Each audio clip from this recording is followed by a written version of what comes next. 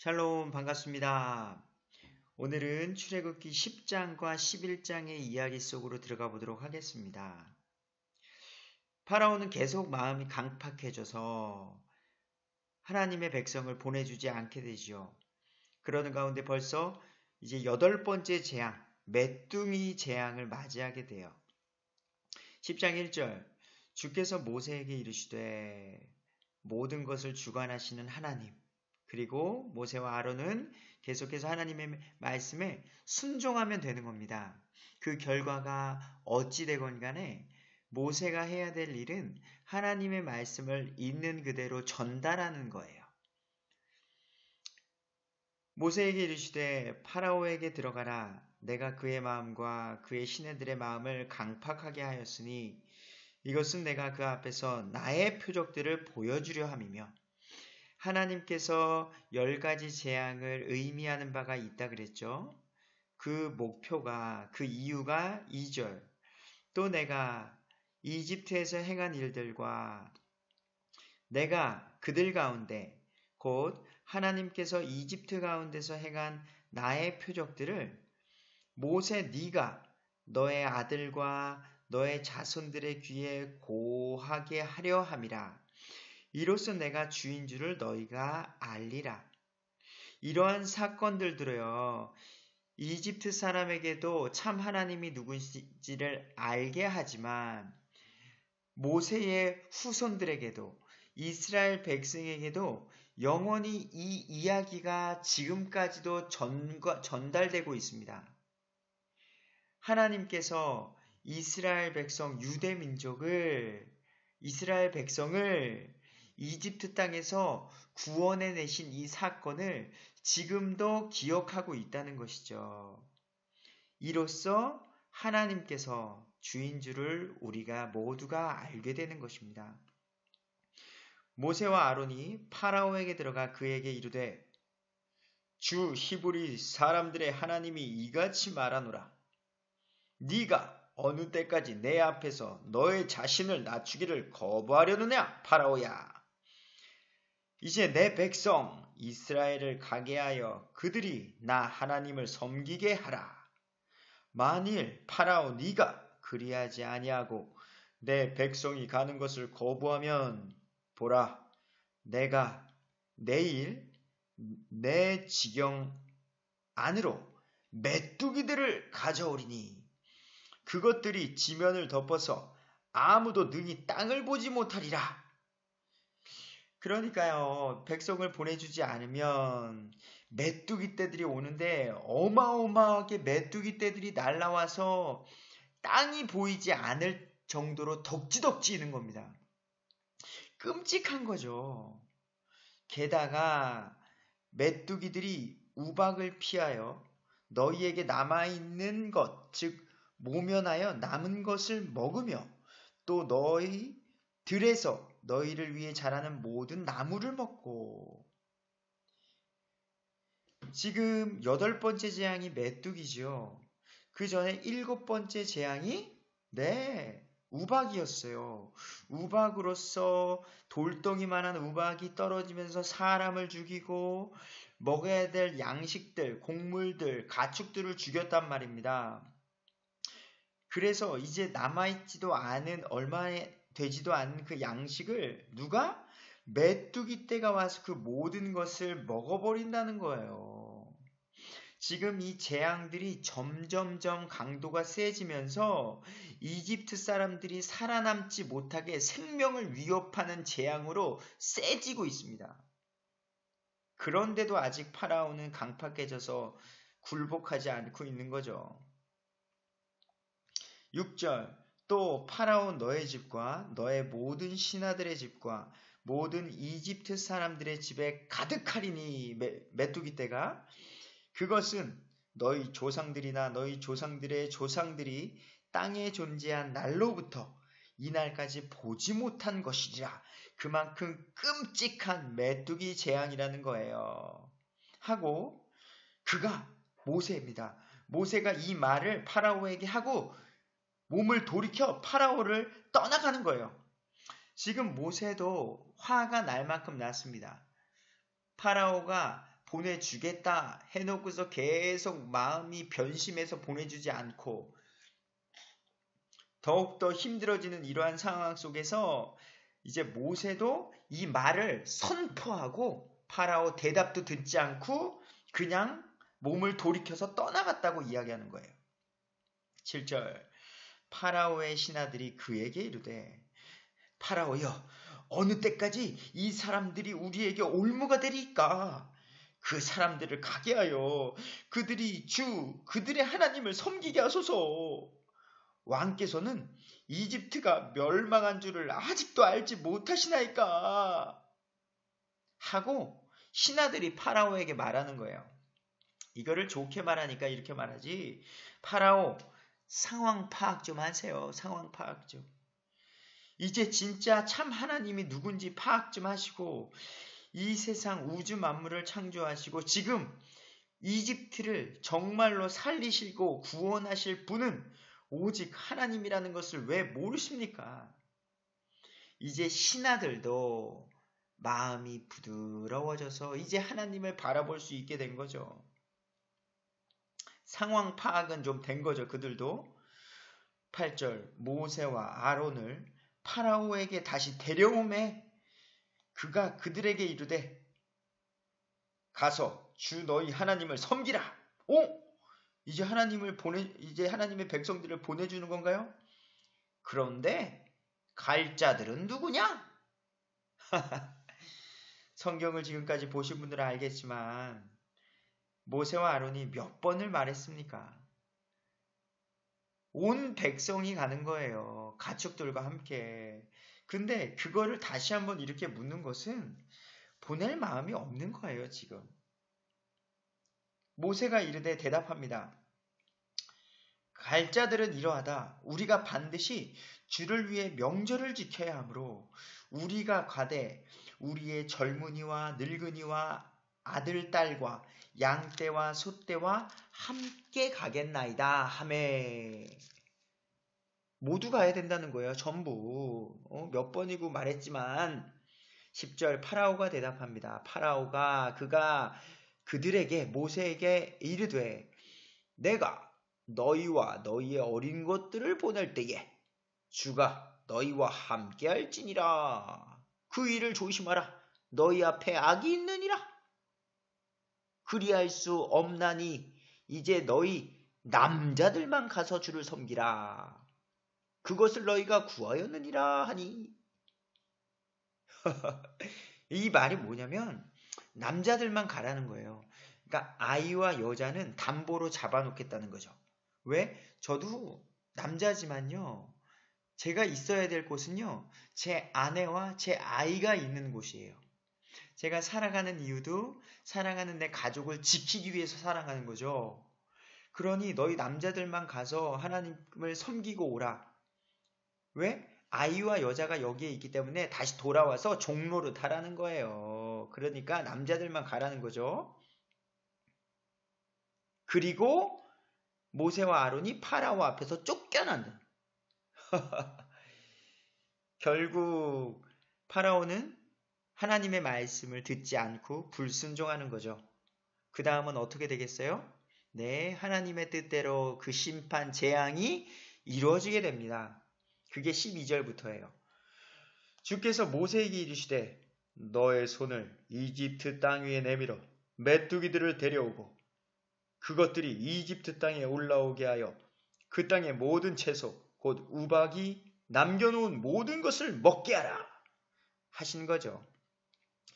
모세가 이집트 땅 위로 자기 막대기를 내밀매 주께서 그 땅에 동풍을 가져오사 그 온 낮과 그 온 밤에 불게 하시니 아침이 되어 동풍이 메뚜기들을 몰아오매. 검은 구름이 온다고 보시면 돼요. 검은 구름이 메뚜기가 우 날아오는 거죠. 징그럽게. 14절 메뚜기들이 이집트 온 땅에 이르러 이집트의 온 지경 내에 머물며 그들이 심히 괴롭게 하였더라. 그런데 메뚜기들은 그것들 전에도 없었고 그것들 후에도 없을 그런 것이더라. 아주 끔찍했다는 겁니다. 아주 15절 메뚜기들이 온 지면을 덮음에 땅이 어둡게 되고 또 그것들이 그 땅의 모든 채소와 우박이 남겨놓은 나무들의 모든 열매를 먹었으므로 이집트 온 땅에 있던 나무나 들의 채소 중에서 푸른 것은 하나도 남지 아니하였더라. 푸른 것이 하나도 남지 않았대요. 저는 지금 캐나다 밴쿠버에 있습니다. 지금 밴쿠버에 4월에 지금 27일인데요. 오늘의 날씨가 너무 좋아요. 밴쿠버는 자연이 좋기로 너무 유명하죠. 근데 이 푸르름이 너무나도 맑은 푸르름인데 이 이집트 땅, 이 땅에는 푸른 것이 하나도 남지 않음이 얼마나 삭막하겠습니까?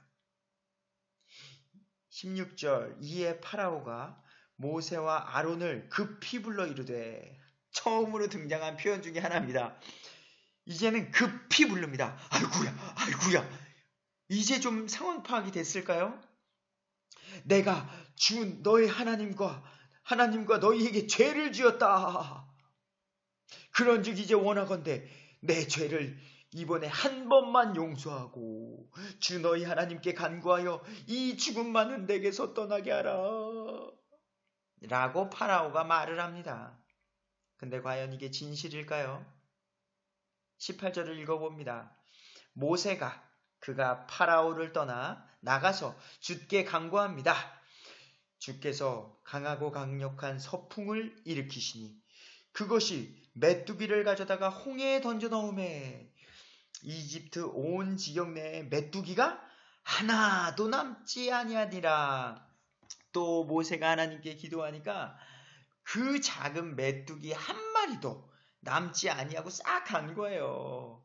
그러면 이제쯤은 바보가 아닌 이상 파라오가 전능하신 하나님, 진짜 하나님이십니다 라고 나와야 되는데, 이제 자기 메뚜기 떼가 눈앞에서 사라졌다고 하니 또 마음이 강팍하게 돼요.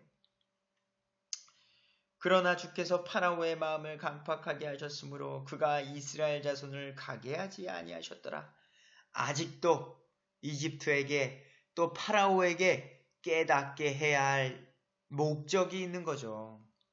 21절 주께서 모세에게 이르시되, 하나님께서 늘 모세에게 이렇게 말씀해 주십니다. 하늘을 향하여 모세 너의 손을 내밀어 이집트 땅 위에 어둠이 있게 하되 감촉으로 느낄 수 있는 어둠이 있게 하라 하시니. 눈을 한번 감아 보시죠. 저도 지금 빛에 있습니다. 형광등을 켜고 있기 때문에요. 눈을 감아도 환한 기운이 있습니다. 근데 정말 어두운 곳에 가보셨습니까? 감촉으로도 느낄 수 있는 어둠. 작은 빛도 존재하지 않는 그곳. 그런 어둠이 있게 하라는 거예요. 22절 모세가 하늘을 향하여 자기 손을 내밀매 짙은 어둠이 사흘 동안 이집트 온 땅에 있었으므로 그들이 사흘 동안 서로를 보지 못하며 아무도 자기 처소에서 일어나지 못하였으나 이스라엘의 모든 자손이 거하는 곳에는 빛이 있었더라. 아멘. 이집트 땅에는요, 자기 집 안에 사흘 동안 빛이 없어서 아무도 자기 집에서도 일어나지 못했대요. 집에서, 자기 집은 그래도 어느 정도 구조를 알잖아요. 근데 자기 집 내에서도 일어설 수 없을 정도의 어둠. 사람이 앞에 있는데 목소리만 들려요. 아무리 가까이 가도 그 형체가 보이지 않는 거예요. 그런 어둠. 하지만 하나님께서는 신기하게도 이스라엘의 자손이 거하는 곳에는 빛이 있게 하신 거죠. 그래서 누가 진짜 빛이고 어둠인지를 하나님께서 깨닫게 해주시는 거죠. 24절 파라오가 모세를 불러 이르되, 너희는 가서 주를 섬기되 오직 너희의 양떼 소떼는 두고 너희의 어린 것들 또한 너희와 함께 갈지니라. 이제는 좀 마음이 바뀌었어요. 아까는 뭐죠? 어린아이와 여자 놓고 가라 그랬어요. 두고 남자만 가라.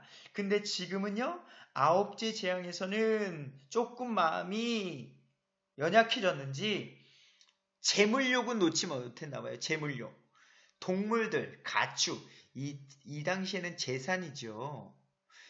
동물들, 가축들은 놓고 가라는 거예요. 아이들 데리고 가라는 거예요.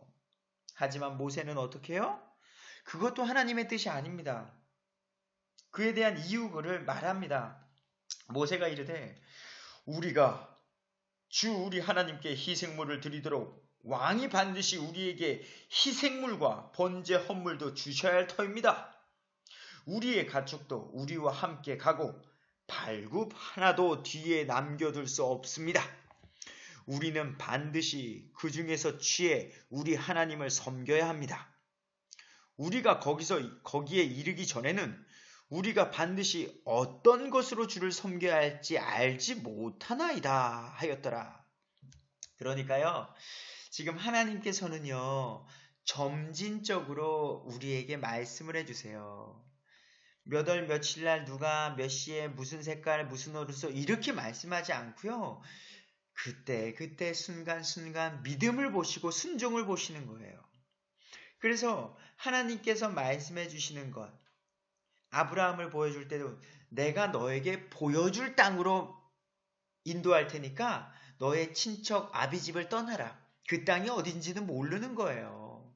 하지만은 순종하고 가는 것처럼 여기서도 하나님께서 정하신 그 장소에 우리 모든 이스라엘이 하나님께서 원하시는 그 희생 제물로, 희생 헌물로 어떤 가축인지 모릅니다. 양인지 염소인지 1년 됐는지 어린 양인지 가서 우리가 도착하면 하나님이 알려주실 것이기에 우리는 그냥 준비하고 순종해서 가야 합니다. 라고 말하는 거죠. 결국 모세는 동물들도 가축들도 우리와 함께 보내야 합니다. 단호하게 얘기하는 거죠. 27절 그러나 주께서 파라오의 마음을 강팍하게 하시니 그가 그들을 가게 하지 아니하리라. 이제 제정신이 아닌 모습이 점점 드러납니다. 28절 파라오가 모세에게 이르되 너는 나를 떠나고 스스로 조심하여 다시는 내 얼굴을 보지 말라. 모세 네가 내 얼굴을 보는 날에는 죽으리라. 이제는 미쳐가는 거죠. 정말 모세가 이르되 잘 말씀하셨나이다. 내가 다시는 왕의 얼굴을 또 보지 아니하리다.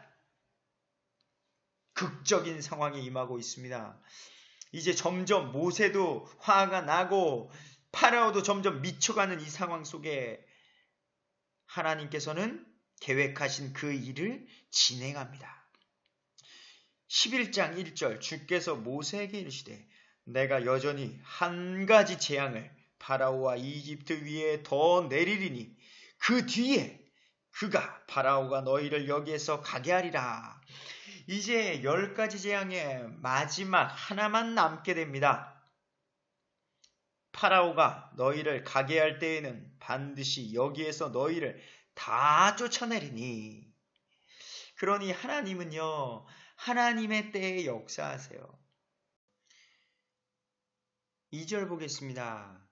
이제 백성의 귀에 구하여 각 남자가 자기 이웃에게 또 각 여자가 자기 이웃에게 은보석과 금보석을 빌리게 하라 하시니라. 주께서 이집트 사람의 눈앞에서 백성에게 호의를 베푸시고 또 이집트 땅에서 그 사람 모세를 파라오의 신하들의 눈앞과 백성의 눈앞에서 심히 위대한 자가 되게 하셨더라. 자, 기억하십니까? 출애굽기 3장 22절 하나님께서 모세에게 이제 이집트 내 백성을 구원하겠다. 나에게 순종하라라고 말씀하시면서 3장 22절에 모든 여인이 자기 이웃 사람과 자기 집에 머무는 여인에게 은보석, 금보석, 의복을 빌리리니 너희가 너희 아들들에게 그것을 입힐 것이요 너희가 이집트 사람들을 노력할 것이니라. 그래서 고통받았던 그 삶에서 이제는 합당한 보상을 얻게 해주시겠다는 거예요. 수없이 종생활을 하면서도 입을 것, 자녀들 챙겨주지 못한 것, 자기들이 누려야 될 자유를 누리지 못한 그것들을 회복시켜 주시겠다고 하신 그 예언의 말씀을 지금 출애굽기 11장 3절에서 하나님께서 그것들을 성취하시는 거죠. 그동안 너희들이 힘들었던 것들을 깔끔히 해결해 주시는 것, 보상해 주시는 하나님. 4절 모세가 이르되 주께서 이같이 말씀하시기를 자정이 될 즈음에 내가 이집트 한가운데로 들어가리니 이집트 땅에 처음 난 모든 것은 왕자에 앉은 파라오의 처음 난 자부터 왕자도 소용없다는 거죠. 왕자로부터 맷돌 뒤에 있는 여종의 처음 난 자까지도 죽고 짐승의 처음 난 모든 것도 죽으리라. 이제는 생명을 거두어 가시는 거예요. 이집트 온 땅에 두루 큰 부르짖음이 있을 터인데 그와 같은 것은 전에도 없었고 앞으로도 다시는 없으리라. 그러나 이스라엘 자손을 향해서는 사람에게나 짐승에게나 개 한 마리도 자기 혀를 움직이지 아니하리니 이로써 주가 이집트 사람들과 이스라엘 사이에 구별을 두는 줄 너희가 알리라 하시나니. 자, 이제는 너무나도 분명한 생명의 주관자 되신 하나님, 너희들이 가장 아끼는 하나님의 무서운 심판을 보상해 주시면서 하나님의 힘이 얼마나 두렵고 또한 죄를 짓고 하나님을 거역한 자들은 이렇게 심판을 당하게 된다는 것을 명백하게 알려주시는 거죠. 8절 파라오 당신의 이 모든 신하가 내게 내려와 모세에게 내려오는 거예요. 모세에게 절하며 이르기를 당신과 당신을 따르는 온 백성은 나가소서 한 뒤에야 비로소 내가 나가리이다 하고 모세가 그가 심히 분노하여 파라오를 떠나 나가니라. 기억하세요? 이제는 모세도 훈련되어지는 거죠. 처음에는 하나님, 제가 말주변도 없는 제가 어찌 파라오 앞에 가서 그리고 이스라엘 백성 앞에 가서 그렇게 말을 합니까? 라고 했던 연약한 소심쟁이 모세였습니다. 근데 지금은 분노하여 당신의 이 모든 신하가 내게 내려와 내게 절하며 온 백성을 데리고 나가소서 절하면서 이렇게 고백해야지 나간다는 거예요. 그냥 안 나가겠다는 거예요. 이제 모세도 아주 대단하죠. 예? 9절 주께서 모세에게 이르시되 파라오가 너희 말에 귀를 기울이지 아니할 터이므로 이집트 땅에서 나의 이적들이 많이 있으리라 하시니라. 모세와 아론이 이 모든 이적들을 파라오 앞에서 행하였으나 주께서 파라오의 마음을 강팍하게 하셨으므로 그가 이스라엘 자손을 자기 땅에서 나가게 하지 아니하였더라. 아직까지도 정신 못 차린 파라오를 더욱더 깨닫게 하시고 참 하나님이 누구인지를 온 세상에 알리는 이 위대한 사건. 결국 파라오는 어떻게 될까요? 결국 이집트는 어떻게 될까요? 우리 12장에서 다시 뵙도록 하겠습니다. 감사합니다.